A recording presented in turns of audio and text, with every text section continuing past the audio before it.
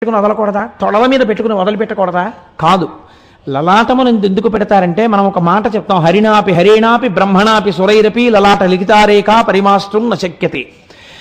బ్రహ్మగారు నుదుటి మీద వ్రాసినటువంటి వ్రాత పోదు అని. కానీ పోగొట్టగలిగిన శక్తి దేనికిందో తెలుసా అండి? భస్మకు ఉన్నది.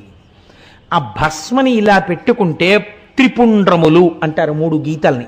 ఈ పుండ్రం అన్న మాట ఎక్కడి నుంచి వచ్చింది అంటే, మనకి పూర్వకాలంలో అసలు ఈ మాట దక్షిణ భారతదేశంలో లేదు. పరమాచార్య స్వామి ఒకసారి చెప్పారు, భజన సంప్రదాయము, భగవంతుని యొక్క నామము అందరూ కలిసి గట్టిగా చెప్పడం అన్నది ఎక్కడో తెలుసా అండి?